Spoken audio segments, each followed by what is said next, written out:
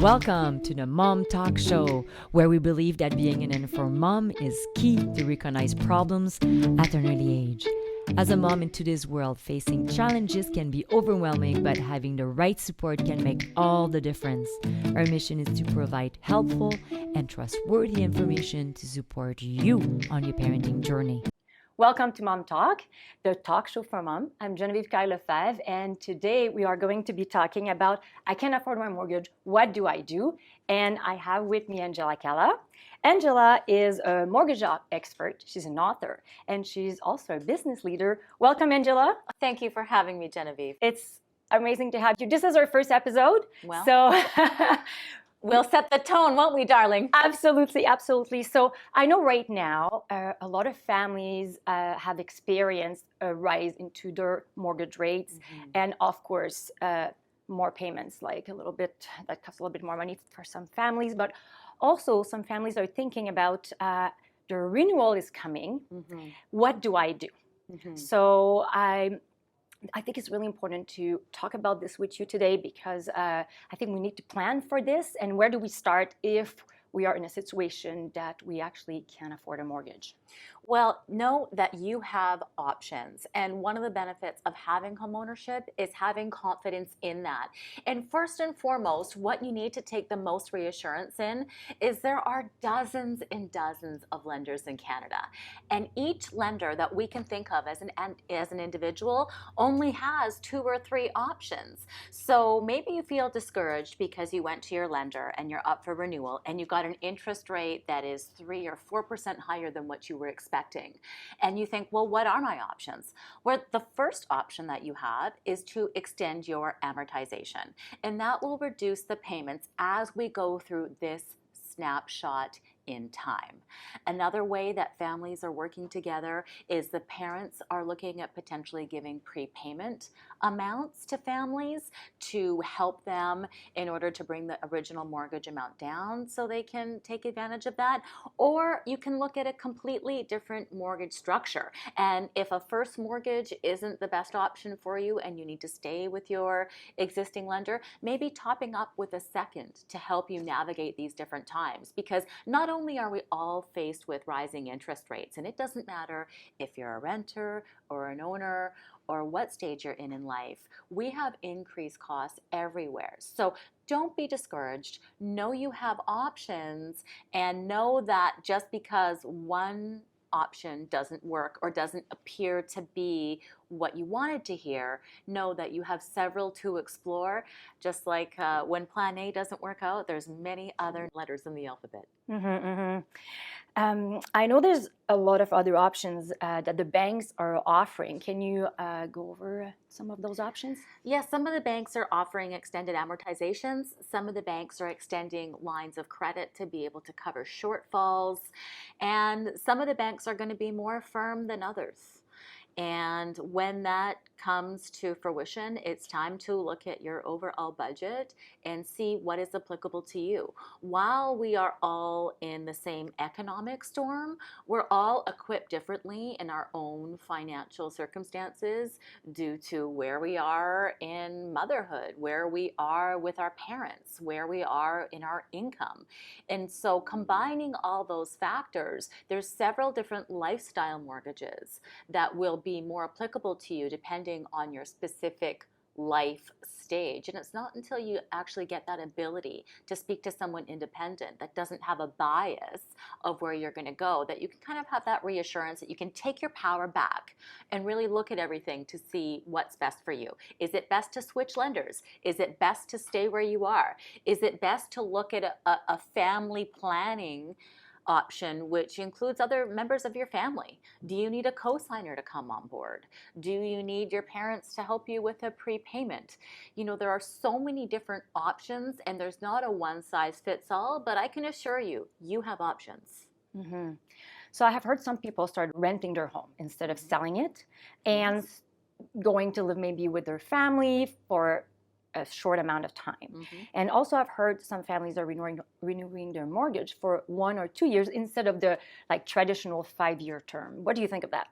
Well, the banks are very smart and they've caught on to that. So they've priced shorter terms higher than what you Oh. get a 5-year term for. So what really comes into play here is qualification, because people generally are swayed towards one term or the other based on what they qualified for. So some people might want to take a 1 or a 2-year term, but the bank says you don't qualify for that because the qualifying rate that you take has to be 200 basis points over that.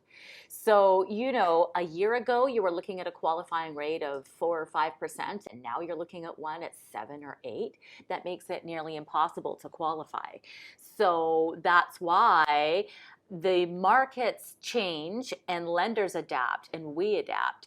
And that's why understanding what lenders don't use the stress test, because Canadians have that option too. There are lenders that don't use a stress test. They just use their own.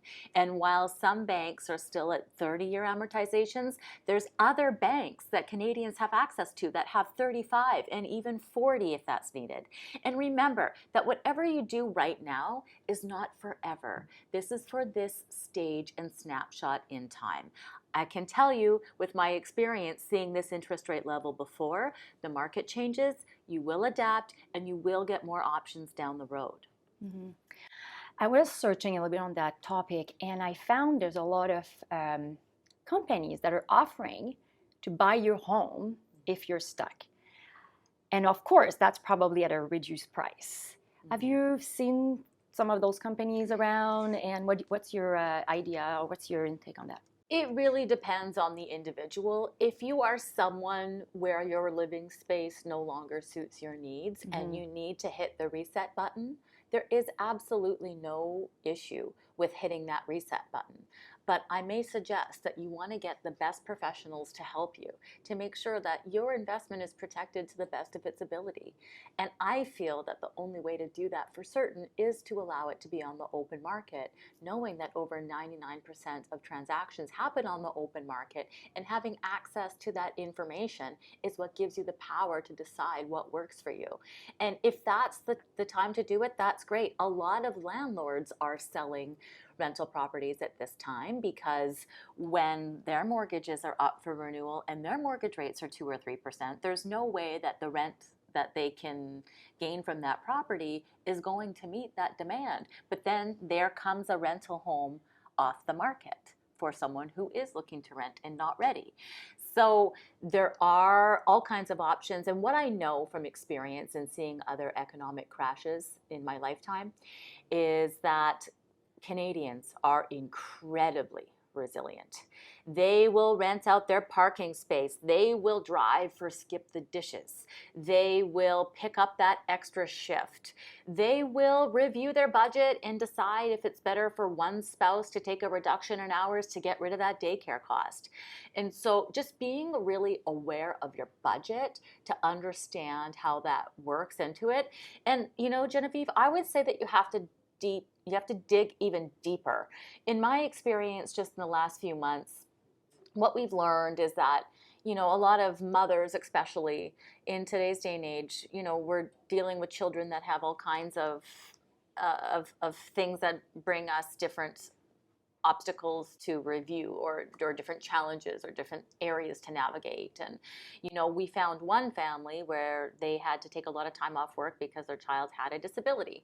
Yeah. And so, that family wasn't aware of the disability tax credits that could come along with that. So they were able to go back 10 years and get those tax credits. So they got a tax refund, and that actually ended up helping them be able to cover their mortgage in the increased interest rate environment for the next few months.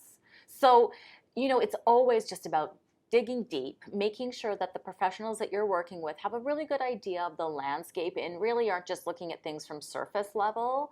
And once you get that partnership, then you're working together as the years go on. And when there is a change in specific markets, there's triggers where you should be reconnecting and learning, what do I need to do to take advantage of the market today? Because home owners are feeling the pressure. But if you're someone who's watching this today, again, we're in the same storm but equipped differently. If you're someone who sat on the sidelines and you're saving money and your goal is to buy in the next 5 years, well, savings rates are at a 40-year high as well. So you're able to get that extra inch to get to that destination faster. So in every market, we will always have to adapt. Change is constant. Life doesn't stop. And it's just about working together with the right professionals that can help guide you to review the best of what you can do for your personal circumstance. Mm-hmm. And I think what I'm hearing also, something that is very important is to be in communication with your lenders. So don't just like let it go, try to close your eyes on it, and then the consequences also on your credit will be worst. Absolutely. Being in front of it is key. And then being in front of it as well, every lender is going to be different. Some lenders are automatically going to say, no problem. You know what? We're going to extend your amortization to 40 years. You're not going to have to worry. Here's the solution. Some lenders are going to be very firm and say, nope, your amortization needs to be brought back down from, with interest rates going up. It's not uncommon for someone to open up a mortgage statement, Genevieve, and see that they started a mortgage at 25 years and now they're at 70 or 90. Oh, wow. I'm telling you, it's a real shock.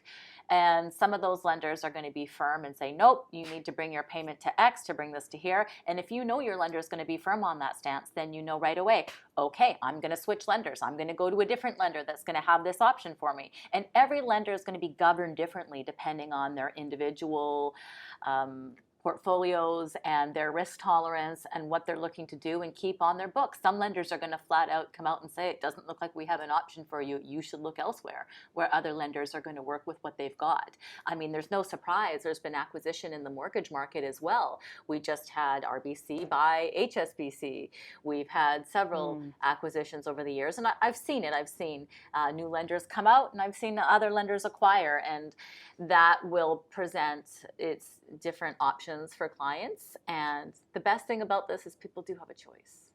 It's awesome. When we want to change lenders, we have to requalify, right? So I know the stress tests with times have changed so much. It's not everybody that can actually qualify for the same amount.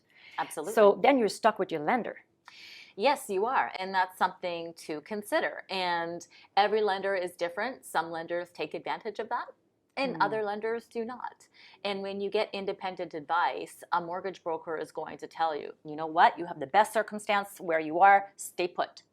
Or if there's a better option for you, they're going to say, okay, this is what we know your lender has to offer, but this might work better for you because this lender has a longer amortization. Or maybe the struggle that you're having isn't just the mortgage. Maybe the struggle is that throughout life, you've had to buy a new car, and then you had to get a new roof, and then you helped your parents who were in the hospital for a while and needed some help. 7 out of 10 Canadians were living paycheck to paycheck prior to where we've been in the last few years. So adding this level of stress, it's certainly not uncommon for us to all be in circumstances in which we need to look at, do we have things working for us to the best advantage? And if you do have credit cards and lines of credit, those interest rates are higher than what mortgage rates are. So sometimes it's worth, Genevieve, keeping your existing mortgage where it is and maybe just getting a small second mortgage to weather this storm, but get that raincoat on and know that you can take that off in a few years when we can recover from this and move forward with the next stage of what the economy and the world brings us, or your life stage. So whatever your options are, you're going to get unbiased advice on, should I stay put? Should I be looking at anything else? Or is there a better option for me? But know that you have options, because the scariest thing that I've seen, Genevieve, and what's made me so passionate about educating Canadians over the last nearly 2 decades now, is the fact that if we only took advice from one party and that party has the wrong advice, we've changed our life. We've sold our home.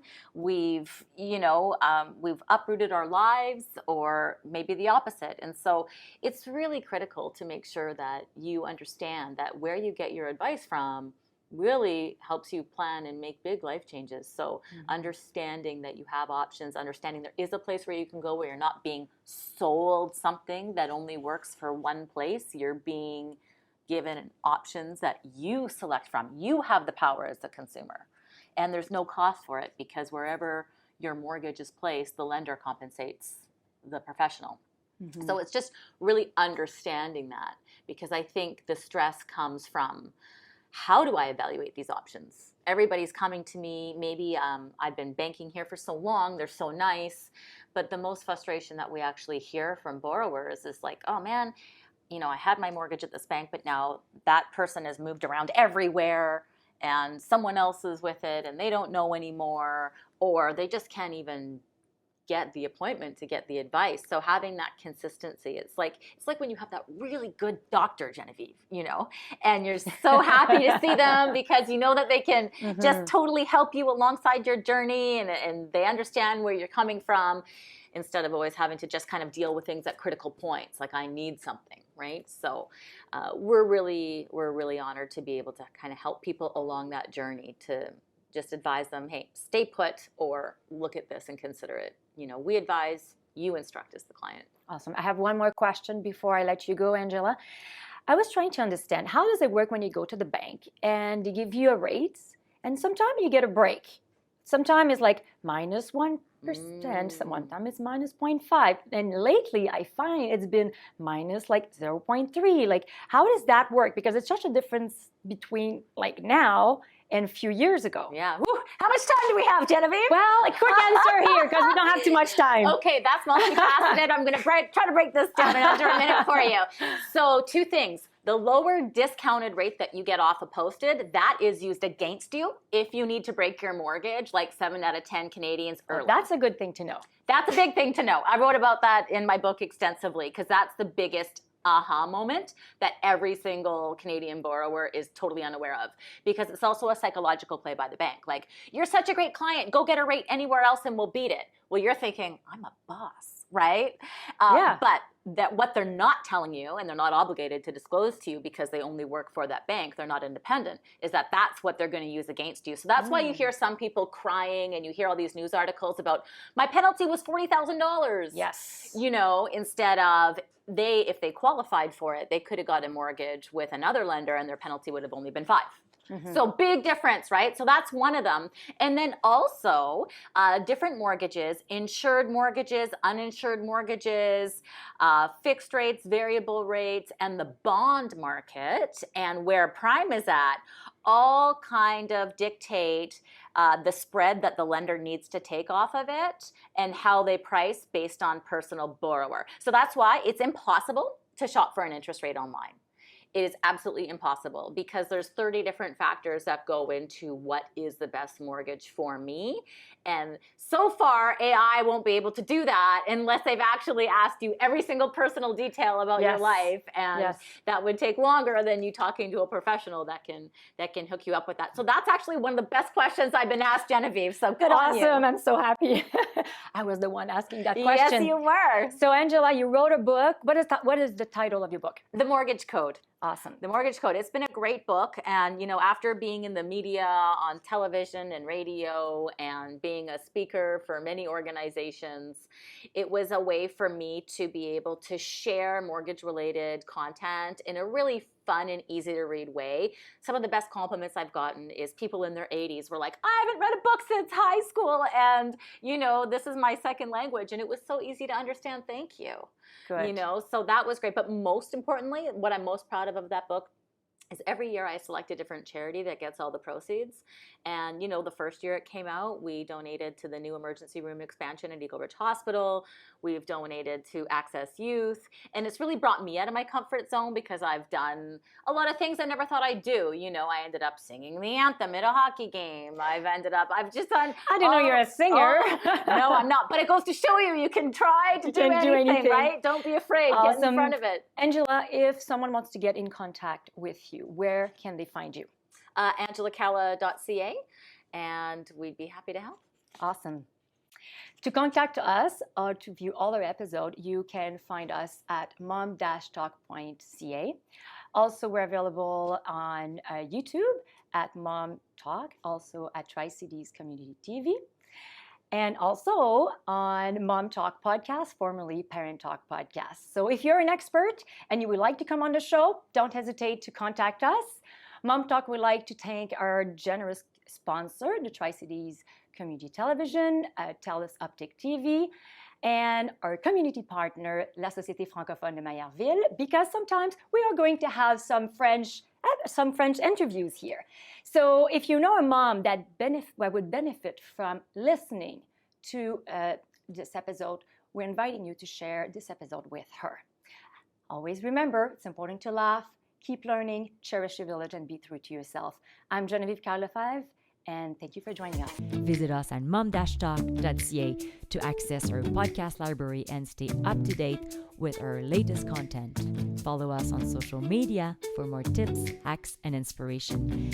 Thank you for joining us on this exciting journey of motherhood.